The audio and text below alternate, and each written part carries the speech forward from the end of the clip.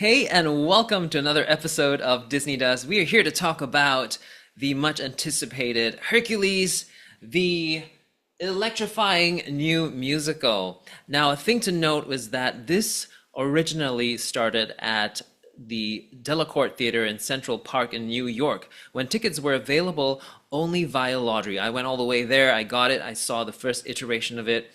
And then the second one was at the Paper Mill Playhouse.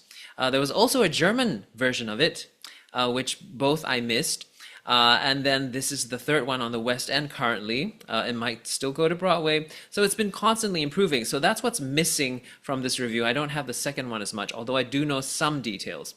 So let's get into the history of it all also. Aladdin had a musical spectacular which sort of opened in Seattle, sorry, at the Fifth Avenue Theater. And that I felt was intimate. It worked for me, and then it went on to Broadway and it got all jazz hands and sort of like presentational, like the budget increased, and I felt it lost its heart, although there are many songs that I liked and it still carried me through the story. So in comparison, Hercules I think has fewer sort of hit songs. We've got Zero Hero, we've got the opening song, we've got Go the Distance, I Won't Say I'm in Love. Just about four songs, Phil's song, not my favorite. So there was not much to hook into.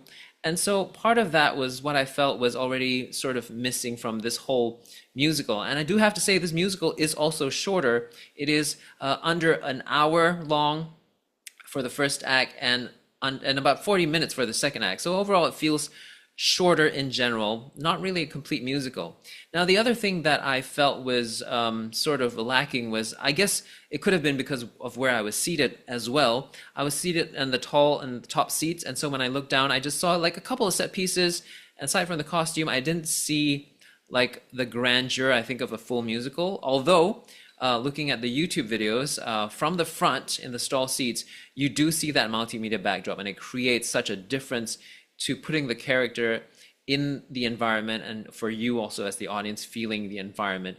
And perhaps that was something that was lacking just because of where I was seated in the theater. Having said that as well, though, I still felt things were lacking because, for example, they took out Pegasus, and they also took out Pain and Panic. They had two characters that replaced them, but they were called different characters and they weren't as fun, right? And I understand the whole point of a musical is to have its own version and its own take. However, I think it took away from stuff for me because I didn't have much to hook onto. So having those characters there would have me hook into more. Just my thoughts. Now, the other thing was that the mythical creatures, I thought, the reason why Pegasus was not there, Pain and Panic, and also because Phil is no longer a goat or a satyr. I thought, this version didn't want to have that mythical aspect to it. However, Hercules does end up fighting some mythical creatures in this musical, and so, with some magic even. And so I was wondering why then remove Pegasus and Pain and Panic. Not sure. I'm sure there's a reason. And then we come to the actors and the characters themselves. Hades, for example, had a very different look to what I was expecting from the cartoon version. And, again, they can have their own take, but I did feel that because of the redness of this particular Hades, which is supposed to be originally blue, I did feel like it steered a lot towards it reminding me of Jafar from Aladdin, and so that kind of took away the Hades character for me. And also, Hades is very camp and he's very larger than life, and this was not the case in this musical. I'm also comparing this Hades to the Roger Bart Hades. So Roger Bart's the original actor who voiced and sung Hercules in the animated movie. He took on the role of Hades in the Delacorte version, and he was camp, he was fun, it was amazing. This was all lacking, so I feel like a general sense of lack in this particular version of the musical. Maybe it's not fair that I'm comparing it to Roger Bart, but it's what I do. So yeah, and also not all the jokes in this musical landed for me. So let's talk about music now. Um, there are some new songs. I know they cut out the song "Shooting Star," and we'll get back to that later on how it's coming back. But they did write a beautiful ballad called "To Be Human," which I heard in the Delacorte version. I loved it. Jelani sang it really well. This particular version was shortened. The arrangements were so different, and it wasn't very long. And also it was sort of sped up in a sense. And I understand that these days attention span is much shorter, and so you have to do that. But I feel like it's such a pity because it was such a nice version, and now it's changed, and I was missing that. So again, a feeling of lack of. And I do understand that as musicals shape, I get to see the process a bit more.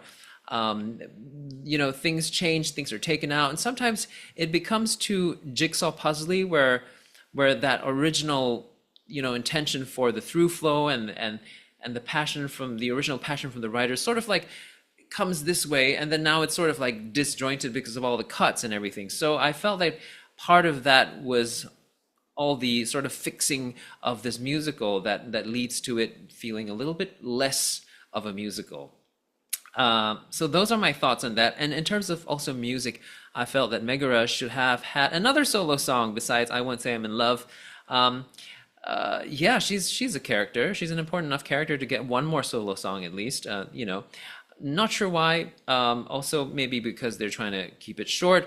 But then again, it is a little short, like I said, for a full-length Broadway or West End musical running under an hour 40 minutes. Usually, a musical can be expected to be like 2 hours and 20 minutes, right? Which also lends me to the point of there is another version that is a shorter version, maybe an hour or less, of Hercules, which is going to be on the cruise ship, the Disney Destiny, which is opening November 2025 this year. And that version includes Pain and Panic, I believe, and also definitely Pegasus as a puppet. And then he fights the Titans. It's going to be, quite puppet heavy, and it's pretty impressive. Although I have to say the Hades in the West End version was also impressive as a big monster. The puppetry worked very well. That was stunning to watch. But unfortunately, I have to say I'm actually more looking forward to this cruise ship version, having seen this West End musical, because it also includes "Shooting Star," the song that I talked about earlier, which was cut from the original movie, which is another lovely ballad that I love. So all in all, these are my thoughts on Hercules, the musical. What did you think? I have one more thing. Phil in the Hamburg version, and this was originally played by Danny DeVito. He had costumes that pointed to the fact that he was a goat. So I think they kind of took that out along the way as they humanized him a bit more. I also didn't believe that his character, which runs a tavern, is equipped enough to teach Hercules how to be a god or how to be a fighter. So that kind of didn't land with me. A lot of things, I guess, considered didn't land with me for this musical. And that's it. So anyhow, I look forward to it going to Broadway, and hopefully some things will come together more. But if you're interested in merchandise, there's quite a bit of merchandise. This musical has now taken over the Theatre Royal Drury Lane, which is where Frozen was previously on the West End. It's a beautiful theater. It's renovated by Sir Andrew Lloyd Webber. Check it out. The merchandise section is also pretty extensive, not as extensive as Frozen's, but quite a lot of stuff to check out. I made a separate short video on YouTube. I'll put a link below and you can check the merchandise out. Pretty gorgeous stuff. Anyhow, I hope you enjoyed this, and if you enjoy more reviews with this kind of detail, please feel free to subscribe to my YouTube channel and give this video a thumbs up, share it with your friends. Till I catch you in the next one. Bye!